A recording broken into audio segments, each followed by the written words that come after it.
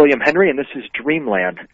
I read a lot of history books, but it's not very often I get to talk with a man for the history books, a man whose ideas have spawned an intellectual and indeed a spiritual revolution for millions of readers.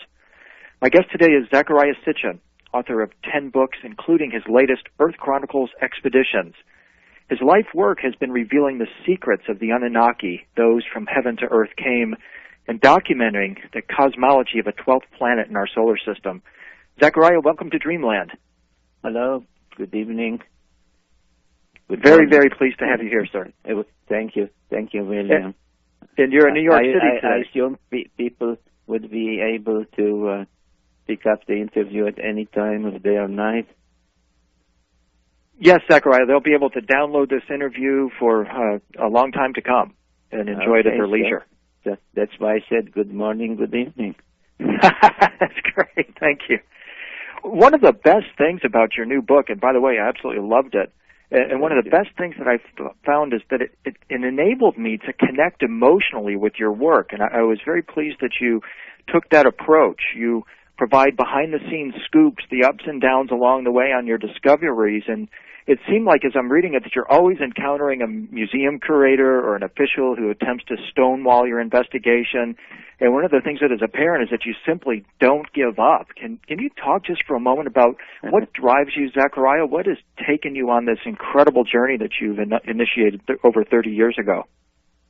Well, I suppose it is really an unexpected question, but I suppose that what explains my tenacity, if that's the right word, that I just don't give up, and especially when I come across something that somebody doesn't want to show or to display or to reveal in a museum or somewhere else where ancient data is available. And that is that I'm trying to get to the truth, to find out for myself, and then through my writings to convey to my readers what really happened in history, in ancient times, and in prehistory. How did it all begin? How did we, mankind, humans, come about? And this is so because as I was continuing to write, and you mentioned that this is my 10th book now, I became more and more convinced, I realized, and then I became convinced that we have to know the past, because the past is the future. When somebody wants to know what is going to happen in the near future, in the coming years, whether it is due to religious beliefs in a second coming or messianic beliefs in a Messiah coming in other times, in a New Jerusalem, etc. When you talk about that, you're really talking about the past repeating itself, the past revealing the future. And therefore, I was so tenacious and really, as the new book, I think, shows, went to great, to great personal lengths, in time, in expense, sometimes in getting myself into dangerous situations, but I persisted in finding out the evidence from the past. Yeah, and it comes through so well. As I say, you don't mean to flatter you here, but you're practically like a superhero in so many instances, because so many people would have turned back. And so, once again, just want to congratulate you on your tenacity. In the book, you chronicle your expeditions in search of the secrets of Mari, of Mount Sinai, Atlantis in Mexico, the ancient tunnels of Jerusalem. But by far, to me, the most provocative and perhaps the most, let's say, newsworthy of your investigations is into the colossal stone blocks beneath the Temple Mount in Jerusalem. Why do you suppose those blocks were of the size, or what required them to be of that size? Well, I have a suggestion. I have a possible answer, and what I really say is that the Temple Mount, that a great platform, artificial platform, where the Temple of Solomon and subsequent temples stood, is really a reduced, in a reduced size, a duplication of the much more colossal structures at Baalbek in Lebanon, where the stone blocks used at that particular western wall, as in Jerusalem, weigh about 1,100 tons, and in Jerusalem the same trilliton is made up of stones that weigh 600, 700, maybe, half size of what it is in Baalbek. And that is my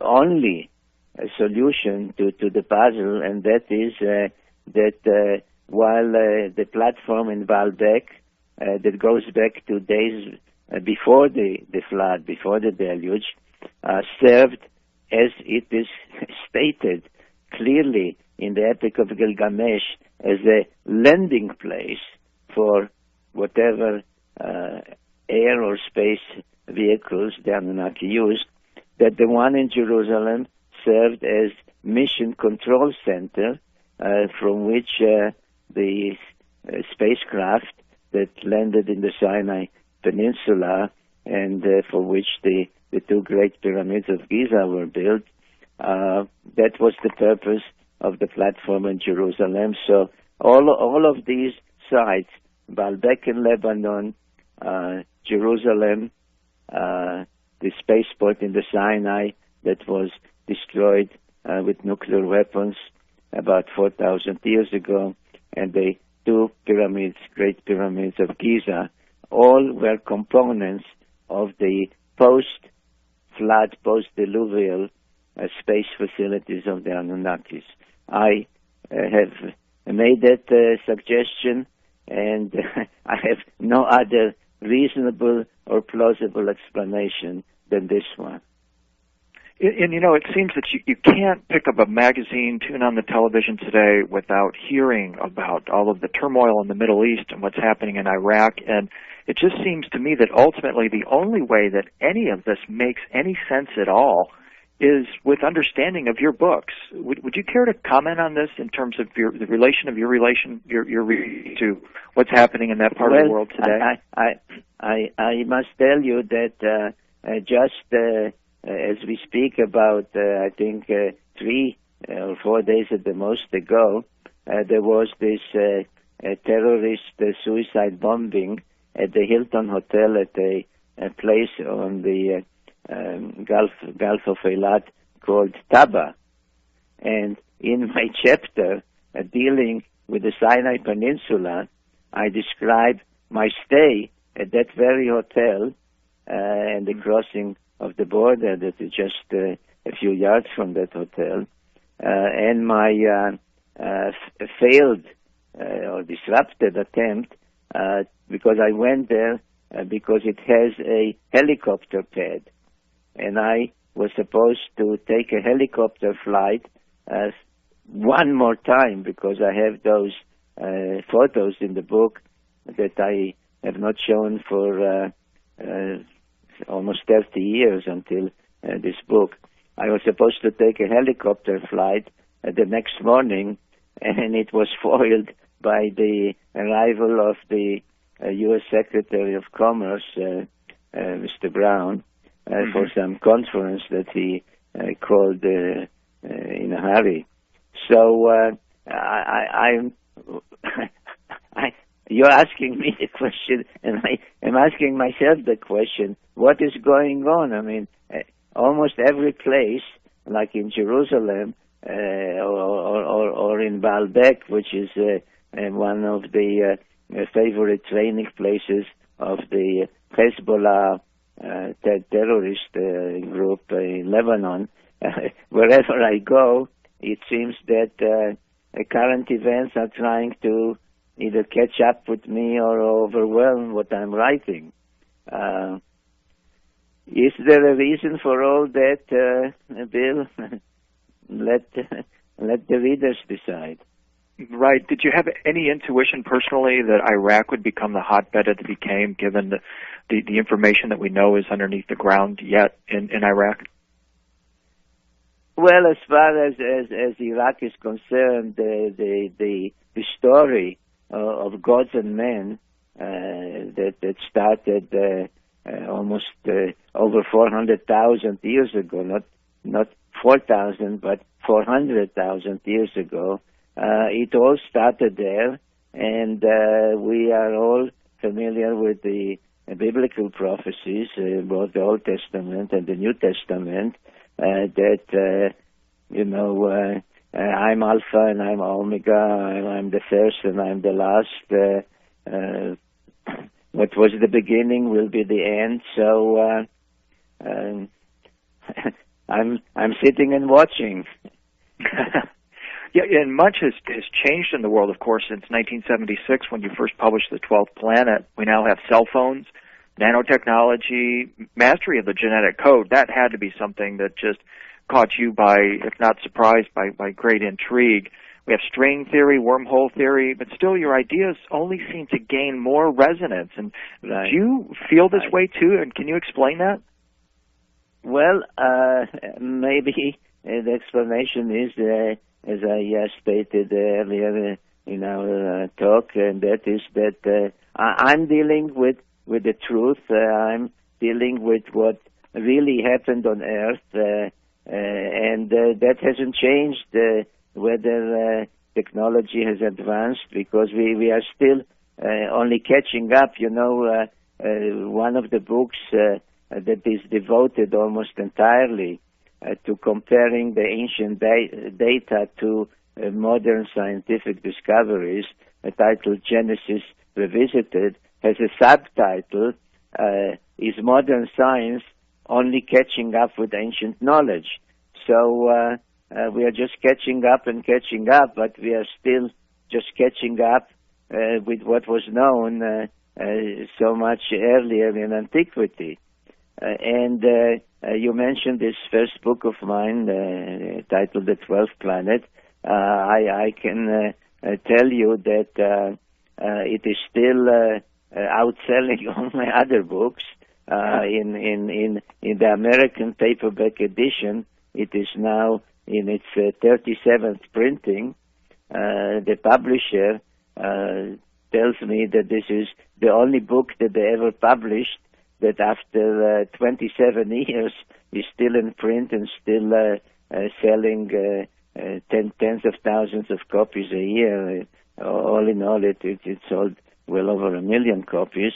And as the book gets translated now, as we move further out in Korean and in Chinese, etc., and the publishers ask me, is there anything you want to change?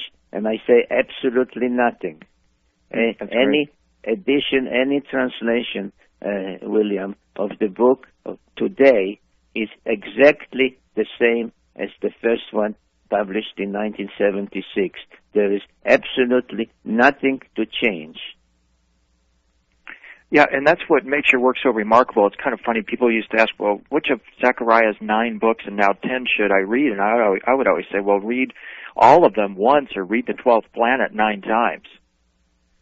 Well, because that's the book that really drives the whole investigation. But now, coming back here to the Earth Chronicles expeditions, what can you tell us now about proof that if someone is new to this, and some of the listeners at Dreamland will be new, what proof would you bring forward right off the bat that you would suggest would be incontrovertible? Proof of the Anunnaki's existence and of their being on Earth. You mean one single item? Mm-hmm. Well, I used to answer when interviews, even on radio and certainly on television, were held face to face. and somebody would ask me the question, what proof is there? What can you show us that would prove or act as proof, something physical that the Anunnaki have ever really been here? And I said, you are looking at it. We Homo sapiens would not have been here yet. Maybe eventually, yes, through evolution alone, because all the writings, and I stress it, even the Old Testament, the book of Genesis, do not negate evolution. Indeed, the first chapter of Genesis is evolution in a nutshell. So we would not have been yet here unless somebody more advanced, genetically, scientifically, etc., came here and using genetic engineering, which is described in the greatest detail, in one areas, Bill, in which the ancient texts, in detail, not in a generality, get confirmed and corroborated, is genetics. So unless somebody would have come and done that, jumped the gun on evolution, we wouldn't be here. But then, of course, if you ask, or if the question is in behalf of somebody who would ask for physical evidence, there are those immense stone structures at Baalbek. There is the relatively immense structures in Jerusalem. And it is interesting that all the megalithic structures, and some of them are, of course, in South America, compared to which such a stone circle as Stonehenge is just, child's play, that all of them are made of stone. And again, I find explanation in that fact to biblical statements, and I find in biblical statements explanation of these factual, physical pieces of evidence, and that is when Solomon was instructed to build the temple in Jerusalem, a very clear-cut instruction was not to use metal tools in its construction.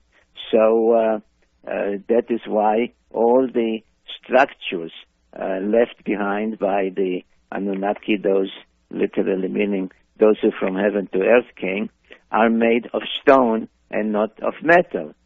So you have those structures, you have the physical evidence like us, you have the explanation for the beginning of domestication, the beginning of agriculture. That is why it ended up with 10 books and not just with the one basic book, the 12th planet. That's why I needed a book about the Americas and a book about the scientific aspects and about the space travel and about those few humans who were unable to go in space in antiquity, and not just to the moon in our recent time. So there is all this accumulation of evidence, which is a complete body of evidence that leads to one inescapable conclusion, and that is that we are not alone in our own solar system. Right, and one of the things I've always wanted to ask you, Enki, you write about Enki as a genetic engineer of the Anunnaki pantheon, and yes. Enki would be the one primarily, along with Ninharzag, primarily responsible for effectively the design of the human body. Right. Have you looked for a signature by this artist? Because Enki would be, in my opinion, somewhat of an artist. Like when a computer engineer designs a computer chip, you'll find a signature, or a painter will often sign a painting. Yes. What would you suggest, or have you looked for a signature of Enki in our DNA?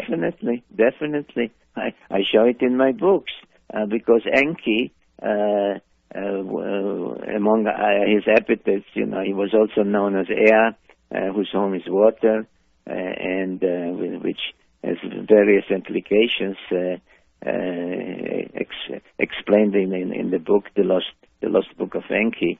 And he had the epithet name Nudimud, which means he who fashions or creates things, etc. But in Egypt, he was known as Ptah, which means the same thing, the fashioner, the developer, and his symbol, the hieroglyphic symbol for him, his name written in the Egyptian script was the double helix DNA. Mm-hmm. And on vases discovered in the ruins of Sumerian cities, at least one, which I show in my books, dedicated to him and to his son who helped him in the process of the genetic engineering, is that of the entwined serpents, which to this day is the symbol of medicine and healing. That was if you want, and it is a very good choice of words on your part, Bill. Never occurred to me to use it that way, and that was his signature. Mm-hmm. He said, want to know who I am? Here it is. And he would draw an entwined serpent, which is the double helix DNA. Mm-hmm. Do you watch movies and television? Sometimes. Sometimes. I went and I remember distinctly going and watching the movie Stargate a few years ago. And yes. I don't know if you've seen that or not, but I distinctly I definitely saw it because it used some of my material. It used all of your material. It's the 12th planet brought to life on the screen. I don't want to say all of it. They had some of their own ideas there, and of course, how to put it on the screen is an art. But and all I can tell you that my lawyers were in touch with their lawyers. Okay, yeah, I'm wondering because as a fan, as a reader, I looked at that. I said, well, I know exactly where these ideas came from, and I'm just wondering what your comments may be on some of the other movies like Contact and such. Because I had an opportunity to talk with Richard Hoagland, and we discussed this notion that maybe Carl Sagan, who wrote Contact, was trying to refer us back to ancient Babylon by naming one of his characters S.R. Haddon. And as a tip-off, as a way to reference. One day, not in this interview, I will say some things I have to say about my contact or crossing of the paths with the late Carl Sagan, but not today. You sure you don't want to just give us a little hint about what you might be? Well, no. Give us a little scoop here. No, that's great because the reason I'm asking this, Zecharia, is because you just literally, it doesn't seem, as I said a moment ago, you can't watch a movie, you can't watch a TV series like Stargate SG-1 or Stargate Atlantis without seeing an homage or a tip-off to your books. And I'm just wondering, did you ever anticipate them having such a profound impact on so many millions of people when you're writing the books? No, not honestly, no. As you for one certainly would know because you heard me lecture and give seminars, not just read my books, but right. That my own involvement in this whole subject began as a result of my asking when I was just a schoolboy, 9 or 10 years old, studying the Bible, very fortunately, in its Hebrew, the Old Testament, in its original Hebrew language. And we reached chapter 6 of Genesis about what was going on just before the deluge, the great flood. And we read that, the teacher explained that those were the days when there were giants upon the earth. And I raised my hand and said, but excuse me, my teacher, why do you say giants when the word in Hebrew, Nephilim, comes from the root verb nafol, which means to come down, to descend, to fall down, that thing of from up coming down, and in context coming down from heaven to earth. And I expected to be complimented for my linguistic acumen, and instead I was very harshly reprimanded for questioning the Bible, which I was not, and I was very hurt by this reprimand, and this became an obsession with me. Who were the Nephilim that the Bible mentions, and the same verses in chapter 6 of Genesis refer to them as the sons of the gods, sons plural, gods plural, who mated with the daughters of men and had children by them. So what's all this business of sons of gods in a Bible devoted totally to monotheism?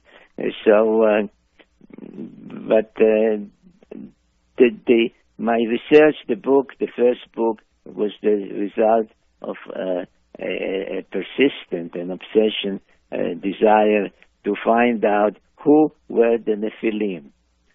Then I discovered that they were called in Sumerian Anunnaki, those who from heaven to earth came, and all the rest of the stories that are in my 10 books today.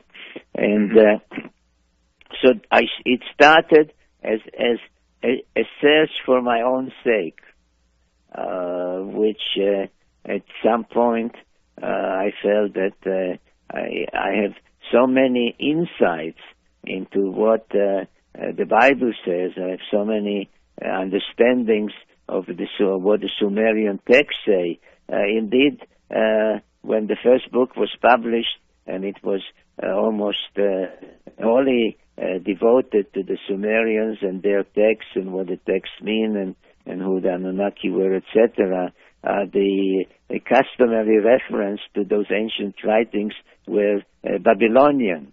In ancient Babylon this and in ancient Babylon that, and the Babylonians appeared on the scene 2,000 years after the Sumerians. So, in a way, when you now come across references to Sumerians, this or their laws or their customs or what they wrote, I think I am entitled to some of the credit. So, no, that was a sharing of my discoveries with others. Never did I expect people to come to me or to write to me that my books changed their life and now they understand what they never understood before, and they too had doubts when they studied something in Sunday school, etc. So this is an unexpected result. Right. One of the stories that you talk about, one of your expeditions you talk about in the Earth Chronicles expeditions, concerns the statue of Mary, or Mari. Could you please talk about that for a moment? Mari, mm-hmm. Not Mary. Syria. Mari. Yeah, Mari. Yeah, Mari. Well, now, after the artificial boundary making that, among other things, created Iraq. Iraq is an artificial country. There was ancient Mesopotamia that encompassed mostly just the southern part of Iraq. The north was first Babylon and then Assyria and then the Hittites and so on. So now Mari happens now to be on this side, on the western side of the Euphrates River, which at that point forms the boundary between Syria and Iraq. But it was the 10th capital of ancient Sumer. The capital kept moving from one Sumerian city to another. And the archaeologists, in that case a French team, discovered there in the ruins, vast ruins, by the way. One thing that kept amazing me, William, is as I went myself, or then in this Earth Chronicles with small groups of fans to visit those sites when nobody else really goes, is the immense size of those ancient places. You just stand on the mound and as far as the eye can see is this ancient place. I mean, these are not tiny hamlets or villages. These are cities, really cities. And anyway, they found in the ruins a statue, life-size statue of a female, obviously a goddess because of her headdress, which had a pair of horns. And then they discovered her image in marvelous wall paintings, murals, in beautiful colors. I reproduce many of them in this new book in black and white, but for the first time, if we can mention, for the first time, this particular book, the Earth Chronicles Expeditions, includes 64 color plates, color photographs. So she turns out to have been the one known in antiquity as Ishtar. Her Sumerian name was Inanna, the beloved of Anu, and she was quite a lady in all realms, in fighting, in lovemaking, in her ambitions to have her own domains and so on. This is a most interesting story, and one could write not one book, but books just about her. Yeah, extraordinary. And by the way, on those color photographs, I remember the first time I picked up the Earth Chronicles expeditions, and you look in the center, and there's these amazing pictures. If anybody just wants an introduction to your work, that's a phenomenal place to start right there. And I want to talk about the Sinai photographs in a moment, but getting back to Mari just for a quick moment, were you aware that, for example, MIT is now in the process of developing a new nanotechnology super soldier suit for the U.S. military that is in many ways, shape, and form similar to Mari's Pala garment, her miracle garment? No, I'm not. Because it seems that they are drawing inspiration, and I'm just wondering if the folks at MIT are reading the 12th Planet when they're developing some of these new technologies for the U.S. military, because they're creating helmets, full body suit, garment type of things like Mari wore with these extraordinary capabilities. And I just wonder if this isn't, again, we're seeing some of the influence of Enki on the development of this new technology. Could be. I was not aware of it. Mm-hmm. And then one of the other pictures we have to talk about in one of your expeditions is that to the Sinai. Yes. And you came away with these amazing, amazing photographs of what appear to be circular craft hovering above or actually landed upon Mount Sinai. Tell us about that. Well, one really has to see the photographs. And as I state in the book, I took the original pictures in black and white with a simple camera in 1977, and when I chartered a small plane and flew a few places in the Sinai, but the focal point of my search at the time was the mount that I believe and am convinced was the real Mount Sinai of the Exodus and the Ten Commandments, etc. tale. And I was just taking pictures, seeing some interesting from the plane, some interesting feature here. This looked a little more white than usual or whatever. I was just taking pictures, and coming back home in New York, I had them developed and printed, and I could not believe, literally could not believe what some of those photographs were showing.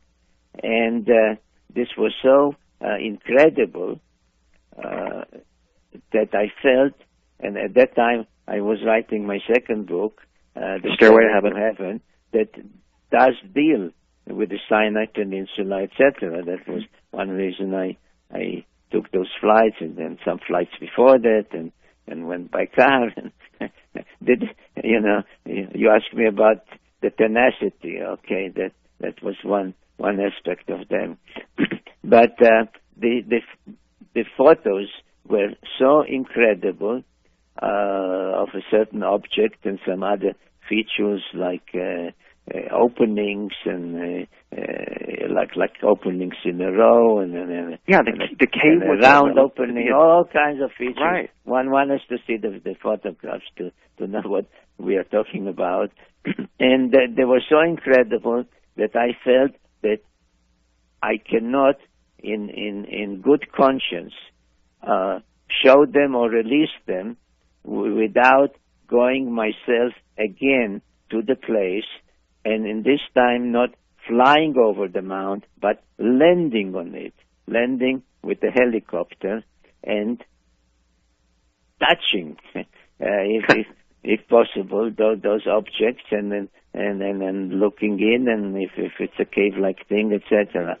So that's why I went once again, and I tried for a third time, and I have some additional, more up-to-date color photographs.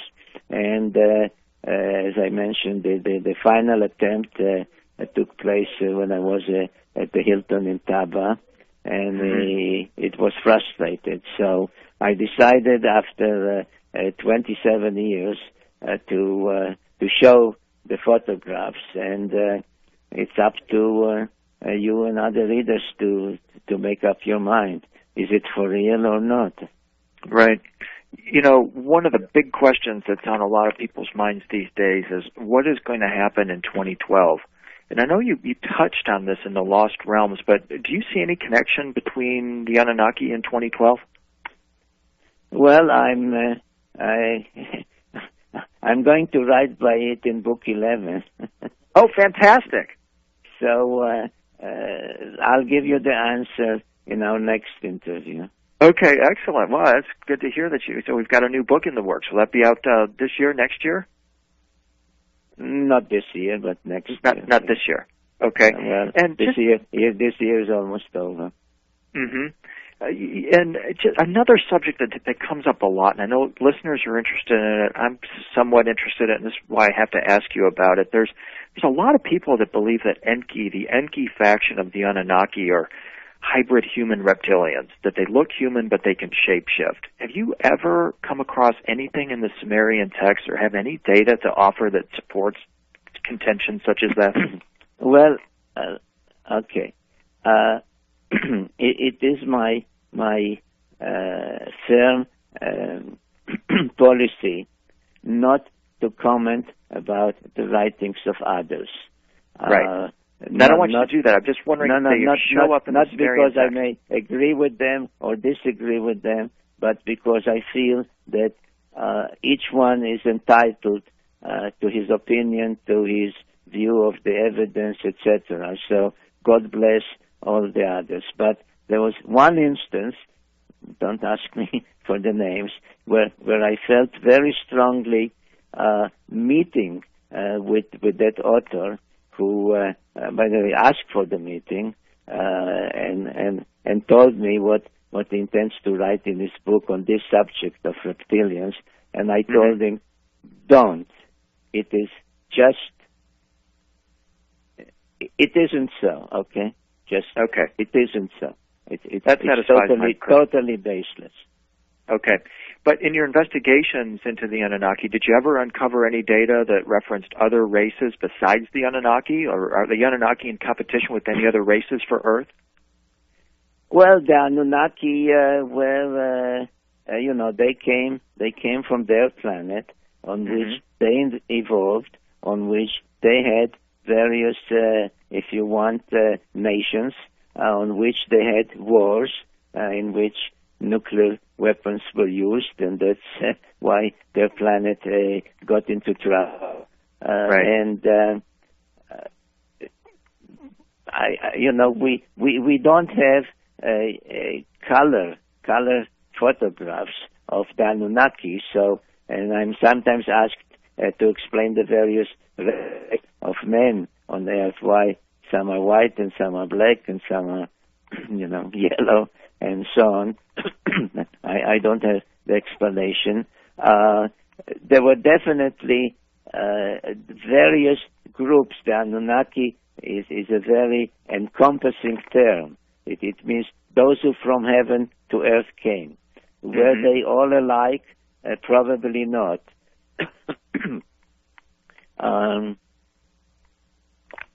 So I'm using this, if you want, generic term to describe those who came from Nibiru to earth. I understand. Were they all uniform? Probably not. I was in Arizona recently talking with some locals who claim to have seen Anunnaki graves described as tall, some of them over 8-9 feet tall. And so I'd be interested in hearing your thoughts on the possibility that the Anunnaki inhabited ancient America and that we might find Anunnaki graves. Well, that they were...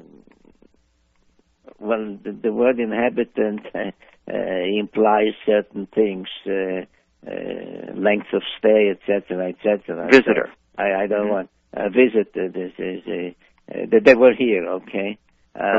Of course. I mean, if they were able to travel in space from their planet to our planet and orbited our planet, then it would be, unreasonable to say no. They only landed and only like to be in what is now the Middle East. They never set foot on another continent. That's obviously not a logical statement. And then the so-called gods of the Americas, be it South America or Mesoamerica, as I say in my book, The Lost Realms, were the one and the same, just under different names. Quetzalcoatl of Mexico was the same Thoth of Egypt, who was the same Ningishzida of the Sumerians. So now, would we find tombs or graves? If somebody can show me and convince me, I have an open mind. Okay, great. And what you were saying just a moment ago about the transmission or transgression, the shift from Ningishzida to Thoth to Quetzalcoatl, in Earth Chronicles Expeditions, you note that Zeus emulated Enlil and that Poseidon emulated Ea or Enki. Right. Do you see, how will the Anunnaki manifest themselves? Do you see it a new turn of the cycle for them? Will we see new Anunnaki archetypes or new examples of the Anunnaki gods in mythology, and what should we look for? Look for where? In text? How will we? Right. How would we know? Like, for example, what sparks this too is there's a computer game company called EA, and every time I see that, I think of EA or Enki, and I just wonder if the Anunnaki they've so permeated our consciousness that we're going to start seeing them reappear, so to speak, in technology and ideas and art. And I'm just wondering if you have any ideas of how William, they may... I think you're talking to me about the book that you intend to write. Am I wrong? No, I hadn't really thought about that. It's just a question that I look around, and because this is the kind of questions that lead to books. Right. I live here in Nashville, Tennessee, and we have a copy of the Parthenon from ancient Greece, and it never made a whole lot of sense to me until I realized from your works that when we're looking at... Well, if you look at TVA, the Tennessee Valley Authority Project, then you should think of of the chapter in my latest book about how Joseph saved Egypt, because that's how he saved Egypt, with waterworks. So did this inspire the Tennessee Valley Project? Who knows? Yeah, who knows? But we definitely see the Anunnaki again coming up over and over again in myths and symbols, and especially in the marketplace now. And I just think it's so incredible that the only way that this makes a whole lot of sense is by understanding your books. So that's one of the, probably something you didn't anticipate as an outgrowth of your work, but it certainly is helping tremendous numbers of people. Well, between books, I write all kinds of shorter pieces and post them on my website, Sitchin.com. So right, you must have 15 or so articles at Sitchin.com, right? And they're always appearing. As they say, who counts? Right. So it's certainly one of the most exciting times. The latest one, by the way, is about the case of the French astronomer. I don't know if you saw it. I did see that. Can you summarize it for us? Pardon? Yeah, I did see that. He's actually begun to validate what you're talking about, but unfortunately he didn't give you direct credit. A leading journal in France called Science Vie, Science and Life, that carried a big story, but mostly based on an interview with an astronomer at France's leading observatory at the Côte d'Azur, and they discuss, the latest discoveries in the Kuiper Belt and this planetoid called Sedna, and then all kinds of updating.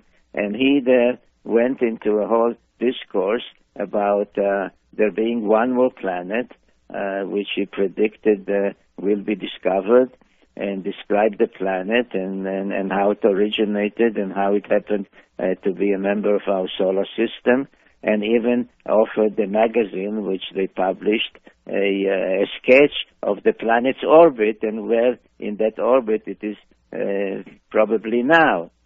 And what he said is really a repetition of my understanding, starting in the first book, The 12th Planet, of the Sumerian cosmogony and the collision that led to the addition of this one more planet into our solar system, which they called Nibiru and was the planet of the Anunnaki.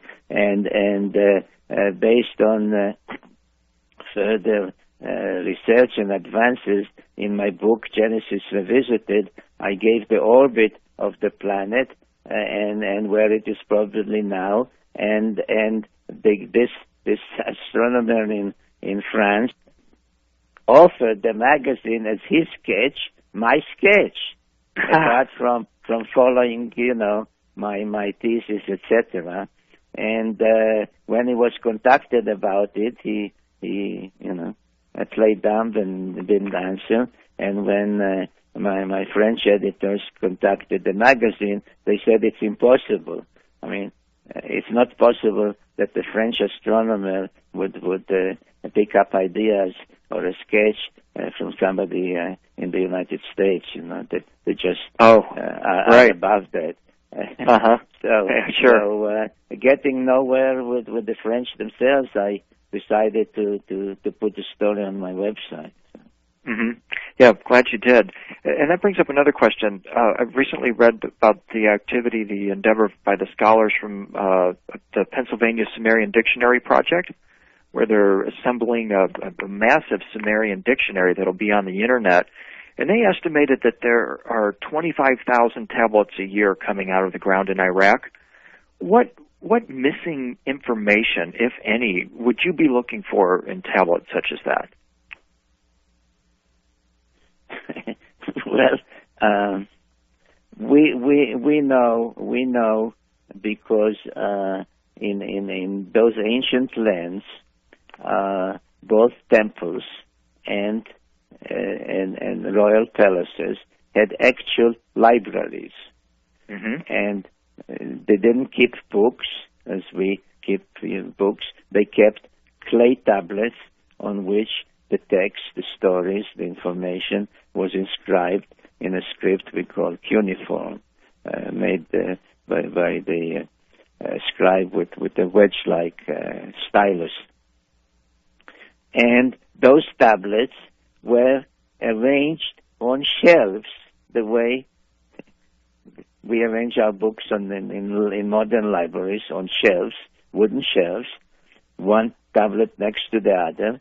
And at the beginning of each shelf, there was a catalog tablet that the library authority from that ancient days would make a list of the titles of the tablets that are on that shelf.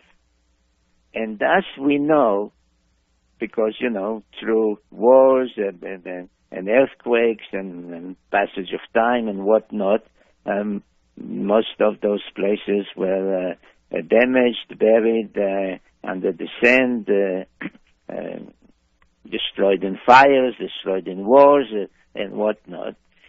So what we know and the many texts that I mention in my books are really the result of discoveries and many times of piecing together fragments and deciding that this fragment complements that fragment, etc. Some in more or less intact tablets were also found, but mostly it took years and years and years of putting the whole thing together. And we know that what we have put together, what we were able to decipher and to translate, to read and to translate, is just a fraction of the texts that are listed by those catalog tablets at the beginning of each shelf. From those alone, we know how much we are missing. And, I don't have it in front of me, but I could list you title after title after title of highly significant texts that we have not found yet.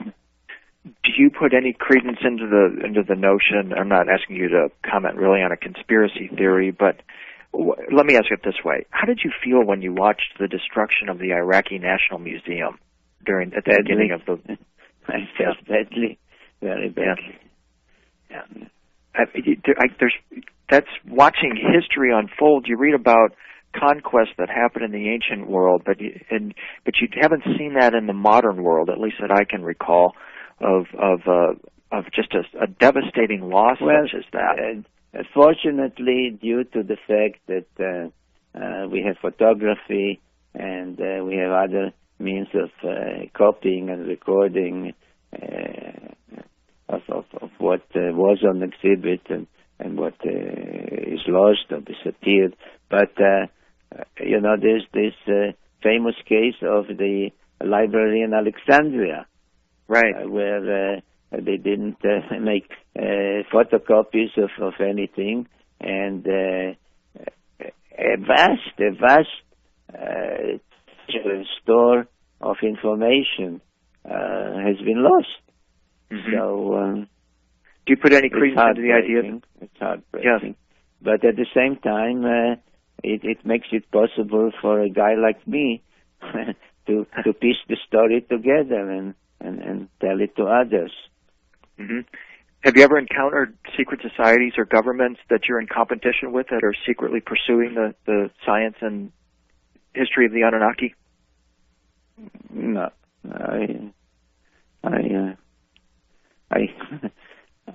I cannot complain of any secret whatever. No. I'm not party to any conspiracy theory. Oh, I'm not suggesting you are. I'm just wondering if you've ever encountered that as one of the people that I write in the latest book about instances where museums have objects that they don't display, or that they displayed and hurriedly took off took out of the display case because right, yeah, you told some great stories about conflicts with established theories.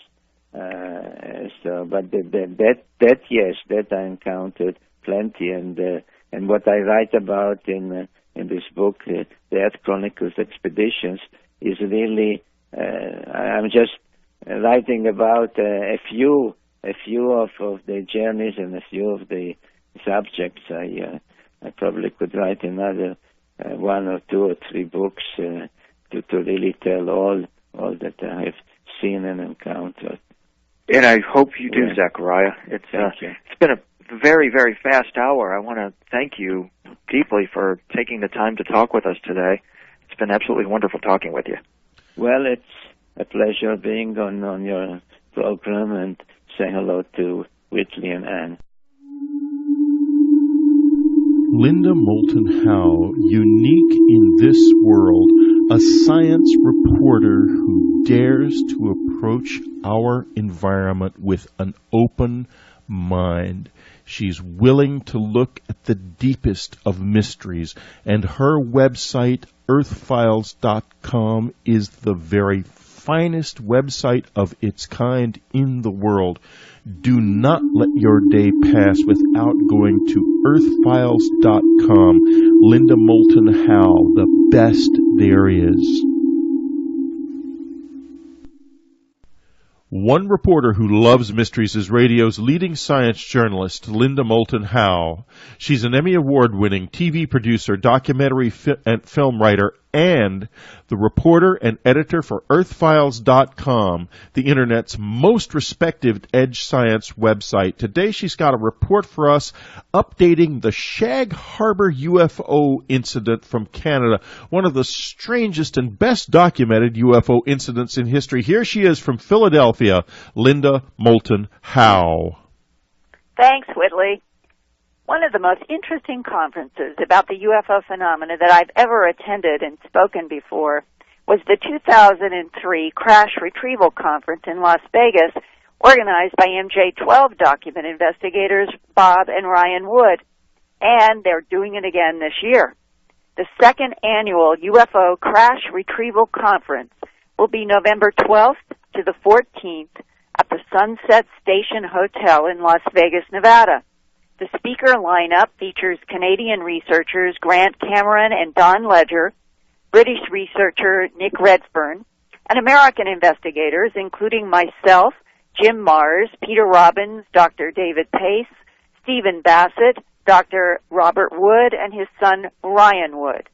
The subject matter is hard evidence in documents and eyewitnesses about government knowledge and cover-up of crashes and government retrievals of non-human craft, technologies, and entities. For ticket information, go to www.ufoconference.com. I would love to meet our Dreamland and Earth Files audiences, so hope a lot of you will attend and come and say hello. I really, really encourage you because this was a great conference last year, and I think it will be even greater this year. One of the speakers, Canadian Don Ledger, has investigated the extraordinary UFO case that provoked Canadian and American military investigations for 7 days in the region of Shag Harbor, Nova Scotia, Canada, from October 4th, 1967, to about October 11th. This is from Nova Scotia and Shag Harbor up the coast. Don Ledger has written a detailed book about this entitled Dark Object. That was the phrase actually used in government documents about whatever was in that water. And that book is available at Amazon.com. From our long interview about the 7 days of Canadian and American civilian and military investigations in Shag Harbor, Nova Scotia, and up the coast, I want to share with our Dreamland audience some of the startling events that occurred after many people reported what they thought was one or more airplanes that had fallen into Shag Harbor, creating a strange yellow light in the water. Don Ledger begins when two Coast Guard cutters, late on the night of October 4th, 1967, take off to look for human bodies, dead or alive, from what they supposed crashed in that water. And what they found was very strange. But the first two boats went out across the sound and encountered the first of the anomalies, which was this thick, cream, yellow, glittery foam, as the fishermen described it, the ones that we've interviewed, that was really thick on the water, about 3 or 4 inches thick. It was about 80 feet wide and about a half a mile long. Wow. They weren't fussy about sailing through the stuff with their fishing boats, and the fishing boats are about 45 feet long by about 14, 16 feet wide. They're motorized, were in those days, and there was some roiling in the water, bubbling, and so on. There was maybe the smell of sort of a sulfurous smell too in the water. Now they were thinking this might have had something to do with the interaction of jet fuel or some kind of aviation fuel with seawater. They didn't know. They were all kind of nervous, thinking they were going to find bodies, but they never found anything other than this foam. And was it glowing?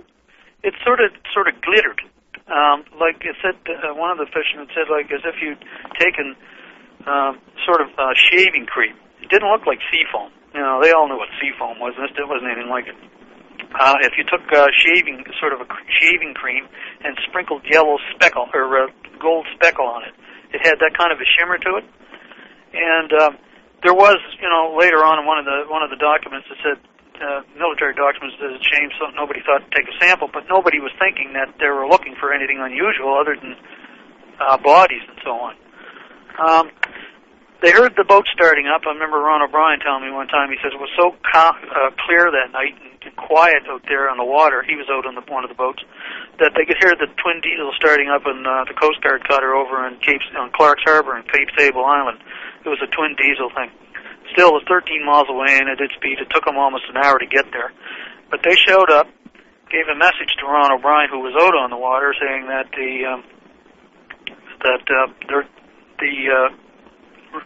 Rescue Coordination Center had done a search looking for any missing vessels, any missing aircraft, private aircraft, and so on. And they didn't just stop in the Nova Scotia area. Of course, they did a full military search, and they checked down in the eastern U.S. and so on, looking for commercial flights and military flights as well. And nothing was missing. So at this point, everybody's wondering, well, what the heck were we looking for? What was this one in the water? And, of course, it's the rest of the story comes after that. The ensuing search, the Navy sent down divers. They were looking for something that might have been on the bottom, and they arrived finally on Friday. Now, don't forget, this incident actually began, if you want to call that the main part of the incident, or at least the Shag Harbor sighting, began around 20 to 25 after 11 on the evening of October the 4th. So we're quickly into October the 5th, and by October the 6th, the newspaper in Halifax was taking this pretty seriously. Particularly the Halifax Chronicle-Herald, which has been around for like 200 years in one form or another, and is one of the most widely read newspapers in Eastern Canada. It's pretty prestigious newspaper as well. They posted a headline, a double red headline on the top of their newspaper on the following Saturday, saying, maybe something concrete, the UFO crash in Shag Harbor, RCAF, Royal Canadian Air Force, RCAF, which was kind of quite a thing, for this paper to put something like that on their banner, 2-inch high headlines, at the top of the newspaper, because it's a pretty conservative rag, and it still is today. But anyway, the divers were down by Friday afternoon, starting to do a look. They wanted to knock off around 6 that evening, saying that they hadn't found anything on the bottom, but the word came back from RCC in Halifax to stay at it until they were told to stop, which was kind of unusual. We thought, we didn't know this, earlier on. It started to make more sense as we got further into this case. But anyway, they kept at it until Sunday night, till around 8 o'clock, and then they finally were told that they could, discontinue the search and go back to Halifax. Now, apparently they did pick some stuff up off the bottom. Now, whether they did that because they didn't know for sure what they were looking for and there was some debris on the bottom, I would be surprised if there wasn't a lot of debris on the bottom around a busy fishing port. There's always like old anchors and, things they use for buoys and so on and so forth, like car axles or engine blocks or anything like that on the bottom, but it was surprisingly clean there. and there's a portion of the story that I've been investigating off and on myself for the last couple of years, which has a connection to, believe it or not, the Yukon here, where a couple of women live up there now, a couple of sisters, twin sisters, who claim that their father was involved in this thing, and he was a captain in the RCAF at Greenwood Air Force Base, and was told to go into Halifax and pick up material that had been taken from Shag Harbor to Halifax, the naval armament depot there, and then it was taken down in the United States. This is a lot. Some of it's anecdotal. Some of it, there is some record of it, but it's difficult to prove anything, of course. But we do know that there was a fellow by the name of Maurice Coffey, his name was, who was a psychologist working for the Defense Research Board here in Canada. He was assigned somehow to the case. He was the receiver of goods from Shag Harbor and took them and had investigated them at the Naval Armament Depot.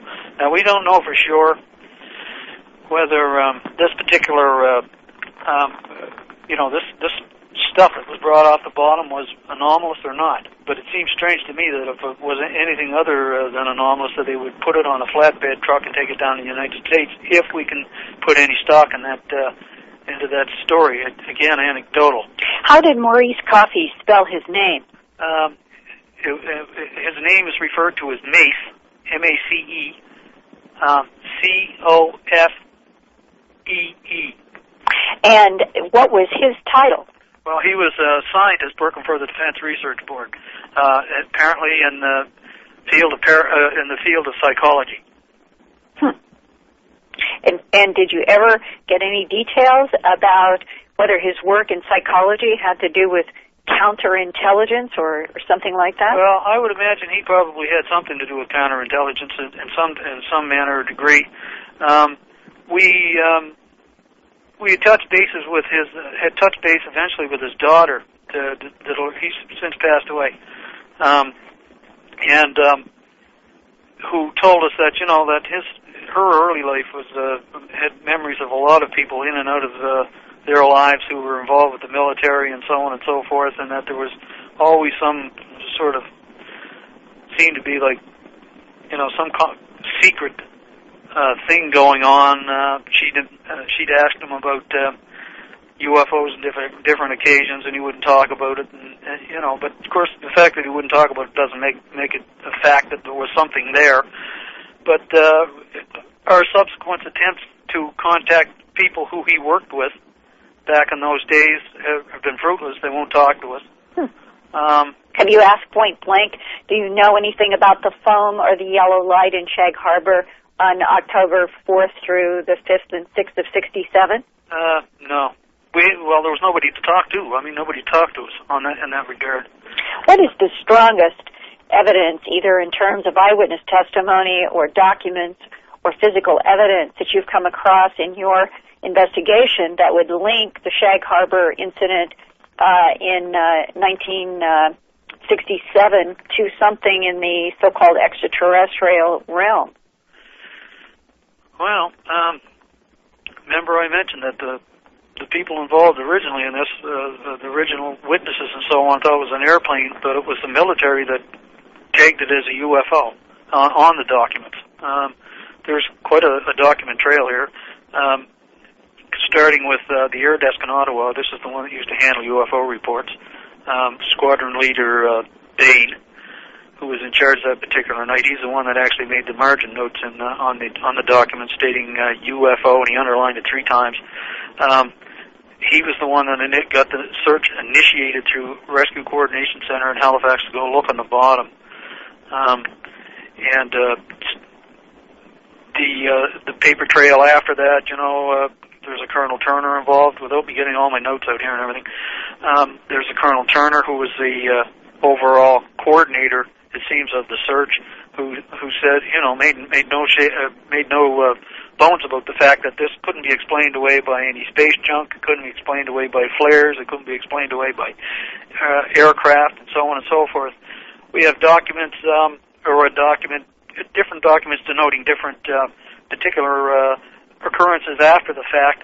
For instance, there was a flight of B-52 bombers went over, within probably 20 to 25 minutes after this, heading north. Now, these would have come out of probably Loring Air Force Base in Maine. One wonders why. These events continued to occur past midnight into October 5th for how long? Yeah, basically for about 7 days. 7 days? Yeah. Okay. That's the whole event takes place over a period of 7 days. Okay, explain that. Well, to shorten it up a bit for you, the smart money is on two objects going into the water, and they're making their way out of the sound next to the harbor into the rip, and then traveling northeast up the coast and settling on the bottom off of the mouth of Shelburne Harbor. With the idea, when you say that these were objects that were intelligently controlled and for whatever reason did not want to be obvious and were using the water side. Yes. But what apparently happened is these two objects came up, settled on the bottom in about 80 feet of water on the magnetic anomaly detection grid off of Government Point. Government Point, which was thought to be, as I mentioned, some kind of a really mundane government oceanographical study installation, which turns out to be Sousa's base for the United States Navy, which was the underwater listening microphone set up they had in the North Atlantic. It was top secret for years and years and years, and it didn't really become public knowledge in Nova Scotia until about 1988. So 1967 was a real. It was only in 1967 that even any military, Canadian military, were even involved in the work at the base. For the most part, we were just ancillary, guarding, doing the cleanups and cooking the food and so on. But eventually became ended up sharing the operation of the base up until around 1994 when they closed it out. Okay, but what you mean is that the Americans were dominating Government Point in Nova Scotia. Yeah, they were. They owned it at that point. They started it. They bought and got rights to use it up front, starting back around 1949. And does anybody know why the American government bought Government Point? Well, they brought the cables in from the North Atlantic. They had microphones salted all the way over from the Sea of Murmansk, over and towards Russia and around Greenland, back down around Labrador, right down around the coast, right into Halifax, right into Government Point location there, and then down as far as the New England area where there's another base down there. These were called SUSAs, and you'll have to excuse me right now that that acronym, the meaning of the acronym escapes me. I can't remember. Sub-undersea sonar microphone operation of some description, but they could pick up the propeller noises and hull noises of ships passing through the water, and they could triangulate by using the microphones.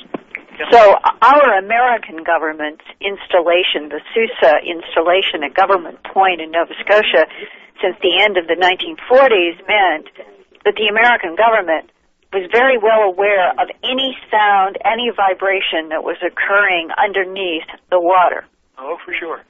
What did people say that they knew was occurring off of Government Point? To narrow it right down, or again paraphrase it, that there was two objects on the bottom in 80 feet of water. There were 7 vessels, at least 7, parked over this thing for about 7 days, 6.5 days to 7 days, when they could get the assets into the area, and they observed the object using divers. Again, I mentioned 80 feet of water. That's not very deep, not for diving. And pictures were taken, and observations were made. At one point, whether suspiciously or not, maybe it was just one of the usual occurrences, there was apparently a Soviet sub was testing the 12-mile limit again and made a run at the coast. And several of the vessels departed to give chase or to give defense. These things then started to move. They moved back down again to the Shag Harbor area. And then these two unidentifieds under the water moved from off of Government Point back to Shag Harbor. Yeah. And could people see lights moving under the water? Nobody mentioned anything about moving lights under the water, no. Only through magnetic anomalies did they know that these things were moving? I'm assuming that they knew that portion of it, but I don't know for sure, Linda, because there's no documentation on it. This whole thing is what we call the story. We cannot nail it down definitely, but the people who are involved, and we have no reason to disbelieve them, say that this thing happened. As a matter of fact, they gave us some of the details we didn't know before about the object, original object anyway, coming in from over Siberia into North American airspace and scaring the hell out of everybody. So that these originated from Siberia before they came down in Shag Harbor and then went up the coast into Government Point? Two of the military personnel that told us about this said the objects made a half orbit and came in over Siberia.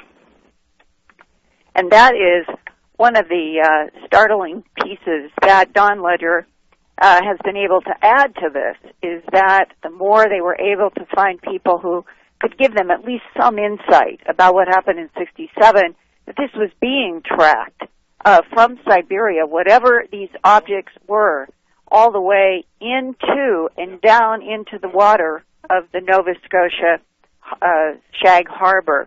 And another thing, Whitley, that I learned from Don, he said that one of the divers who was out there over that long period of time when the objects had moved up off of Government Point, that they talked about watching things moving around down the 80 feet below the two objects. And he said the only implication that was ever stated was that it appeared that one of the objects seemed to be doing something to help the other object 80 feet down at the bottom of the water. And I often wonder, Whitley, if all of the classified and hidden UFO and non-human related files were brought together in one place, would it fill Madison Square Garden? Oh, I think it would at least fill Madison Square Garden. Linda, all I can tell you is this. Obviously, secrets are being kept. Obviously, someone is here and has been here for a long time. There had better be a darn good reason for this secrecy. If there isn't, boy, I think that heads should roll. Well, and there is just so much more to this amazing Shag Harbor case, which Don Ledger is going to talk about in Las Vegas at that second annual UFO Crash Retrieval Conference. And exactly. I'd like for the Dreamland listeners to know that he has a great website about this. It's www.donledger.com. And one piece of this, taking off from what you've just said and what Don and I've talked about, I'm going to be presenting excerpts from classified U.S. government documents that have come to Bob and Ryan and me and to others, and building from them, piece by piece, what I think may be reasons why the Truman administration ordered a policy of denial about all ET matters in the interest of national security. And I think one of those subjects that is so sensitive that they have never wanted a link to be made in the public's and the media's mind is between the non-human presence and the global animal mutilation phenomenon that has been going on since, as far as I can tell, at least the early 1950s.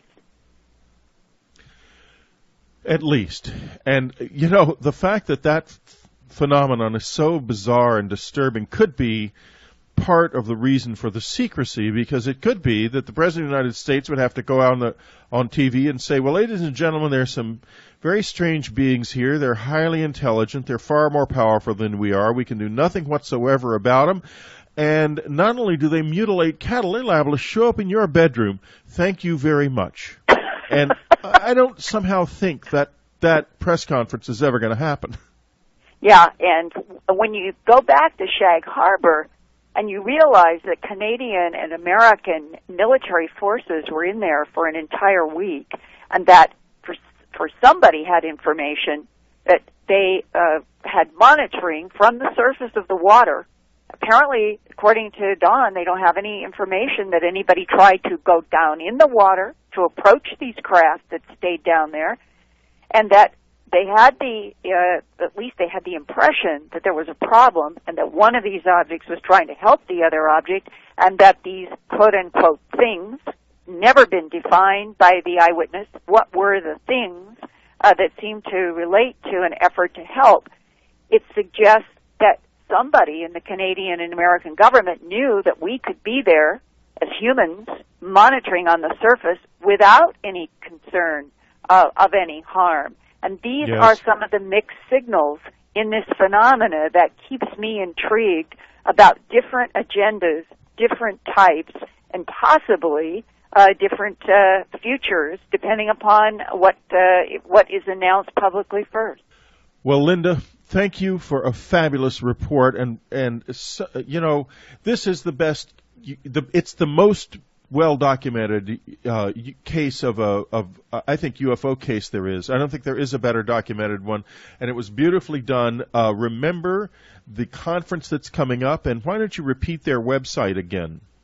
Yes, it is stated clearly in the Epic of Gilgamesh as a landing place for whatever air or space vehicles the Anunnaki used, that the one in Jerusalem served as mission control center from which the spacecraft that landed in the Sinai Peninsula and for which the two great pyramids of Giza were built.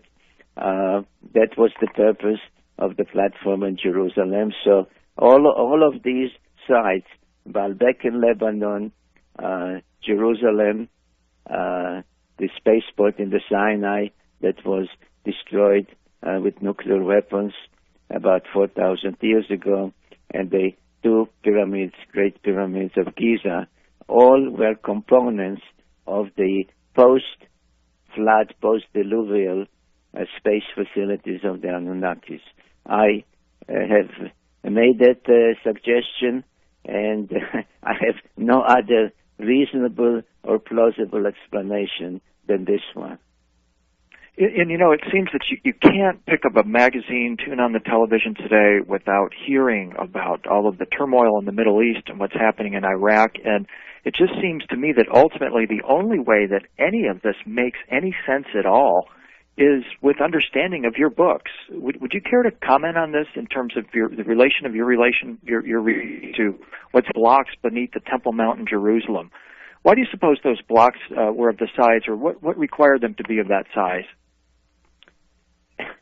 Well, I have a suggestion. I have a possible answer, and what I really say is that the Temple Mount, that great platform, artificial platform, where the Temple of Solomon and subsequent temples stood, is really a reduced, in a reduced size, a duplication of the much more colossal structures at Baalbek in Lebanon, where the stone blocks used at that particular western wall, as in Jerusalem, weigh about 1,100 tons, and in Jerusalem, the same trilliton is made up of stones that weigh